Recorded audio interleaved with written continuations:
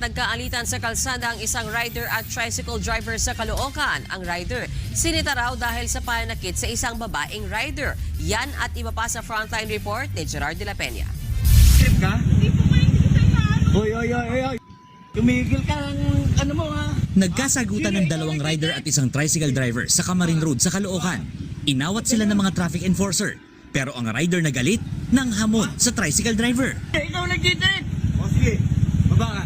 Baba ka. Ah, ganon. Maring! Sa huli, umalis na lang ang galit na rider. Sa inisyal na investigasyon, sinaktan ng rider ang babaeng rider na naghihintay lang ng booking. Sinita naman ng tricycle driver, kaya siya nadamay. Inaalam pa kung ano ang mitya ng gulo.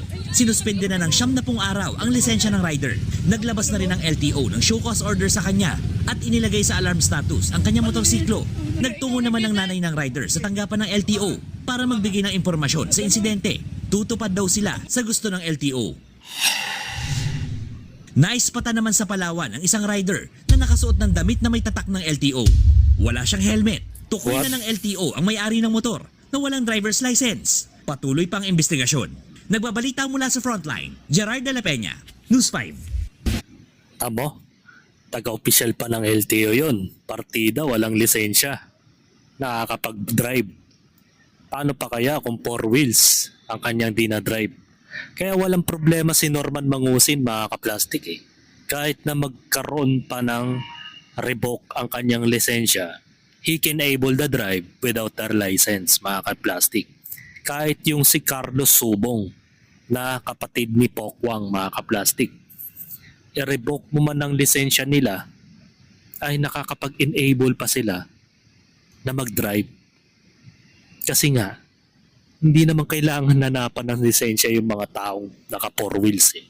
Usually, ang mga sinisilip naman nila eh, mga 2 wheels, mga kaplastik.